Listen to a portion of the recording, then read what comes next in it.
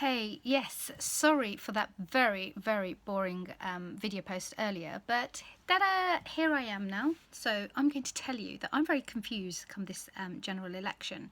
And if you don't mind, I'm going to have to be reading from the screen, but I am the confused voter. And I've really got a dilemma. I mean, I have no idea how to vote in June.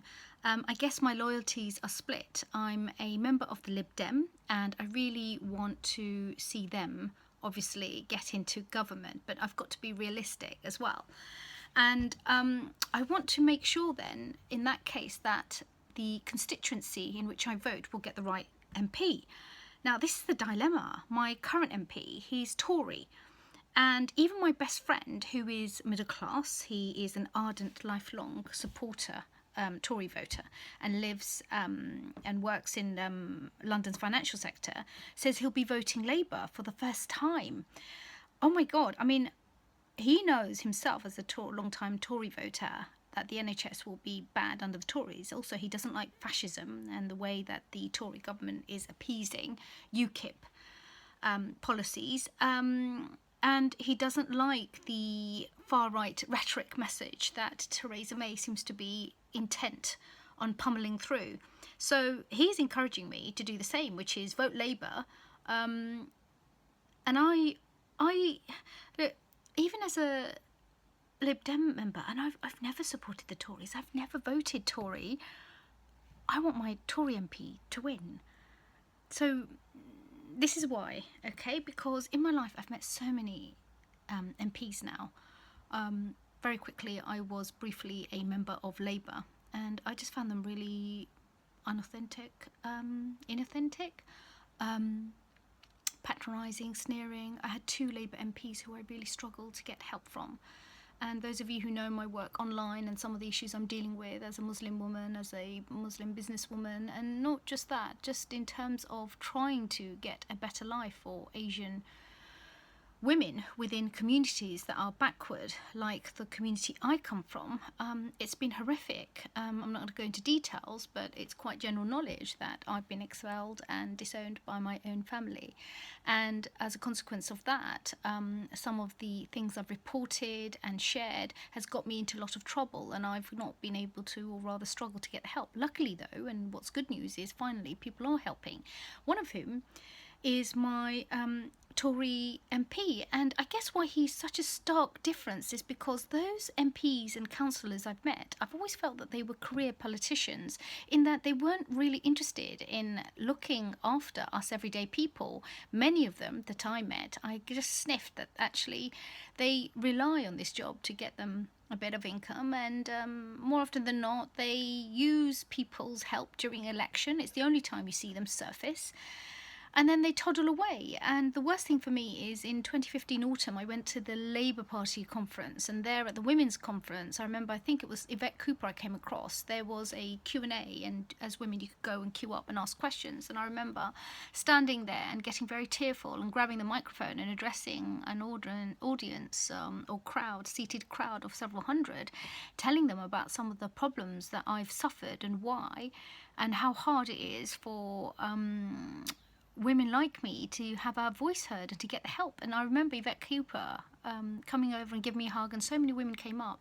I'm not going to go into details, but I'd shared some pretty awful things that had been happening to me. And when she was there, and I remember, I think it was a mayoral elections or something, or some assembly elections, what happened was that she asked that I make sure her entourage get help, and all these women rushed over, and oh god, they were so disingenuous.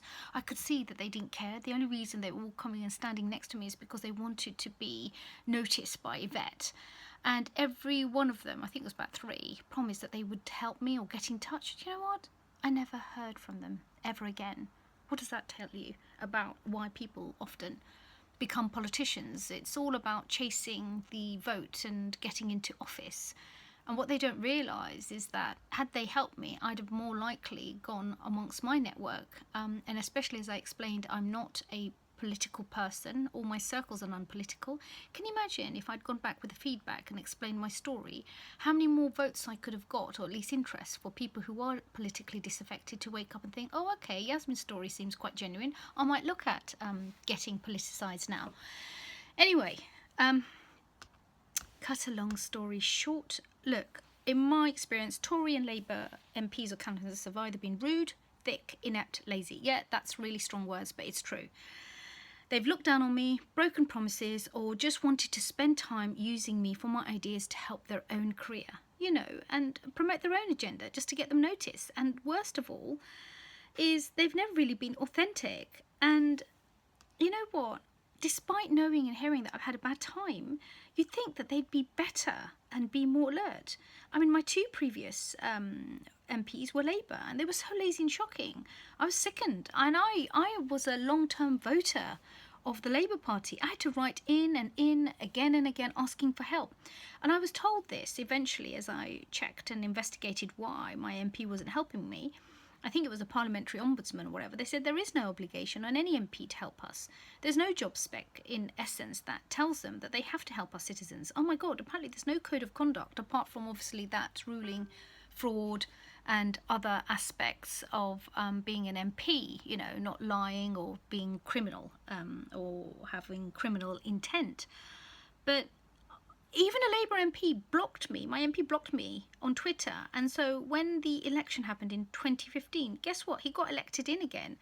I mean, I managed to get one letter out of him in the end, but my God, that's all they seem to do. You go to one of their MP surgeries, it's a nightmare.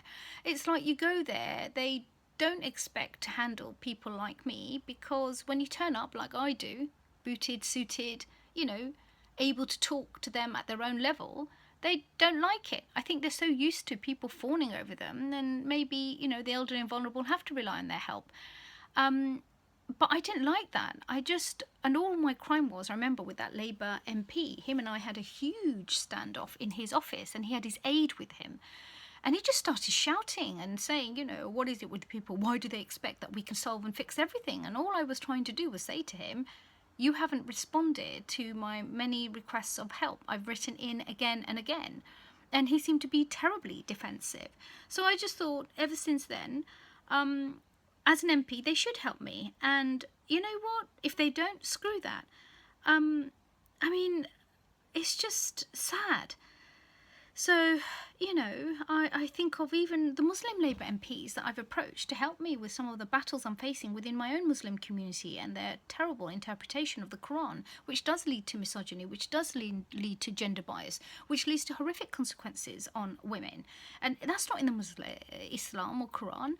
It's by Muslims, certain Muslims, who are choosing to use and infect Islam with their own bad tribal customs and then pass it on. Now, how do you stop that? I know you stop that by standing up to it and calling it out and pointing the finger. But if you do that, you're going to get into a lot of trouble. And would you believe it? I even contacted Sadiq Khan's office. So many Muslim MPs, the female Muslim MPs are the worst. They did nothing to help, you know, and these are all Labour. Anyway, back to my dilemma. I just wanted to say that my Tory MP is so genuinely decent. He's a good guy, and he won with a majority. He actually got 52% of the votes cast, and Labour got 24% and Lib Dems 4%. Now, the Lib Dem candidate in my constituency, I think, is a bit last minute, not yet met her, but I know she'll struggle. And not just that, I think perhaps they've been elected to stand, and it's not a priority seat, obviously, because my Tory MP has a huge majority. Because it at least helps to spread the message and allows local people to engage with the Lib Dem policy and the party if they're open to it. But my Tory MP did help me. He's the first ever politician to genuinely listen. He's a lovely man. He treated me with such kindness and respect. He even invited me to his office, and he didn't even know what. He just said, come in. And when I went there, he served me tea. His aide was there. They were writing notes. And he just listened. And as I left, I said to him, but no one's helped me like this. No one's listened. Nobody even gave me time. And they were Labour. And hey, I'm Lib Dem, by the way. And he just looked at me in a quite a fatherly way. And he just said, apologised and said he's so sorry that I had this experience. And he hopes that, you know, he can try and help, and that's all he can do. He can't promise miracles, and that was enough for me. And I tell you what, since I left his office, every time I've needed help, they've helped me. They've checked up on me. They are fast, efficient, furious. I've never seen anything like it. It's like if there was an award for a constituency office in the whole of the UK, my MP should bloody win it. And he's Tory. And I don't like Tory. I don't even come from Tory. So what this tells you is there's good and bad everywhere, isn't there? Like, you might have political parties, but as there is in Labour or Tories, there'll be good MPs, there'll be bad MPs. And it's just such a shame that all those good people in each of the respective parties can't all unite and break away and make their own party, because I just vote for them. Anyway, all I can say is, yes, I think I've decided. I am going to vote Tory, even though I'm Lib Dem. So, feast on that. Yes. Bye. Hope that was much better.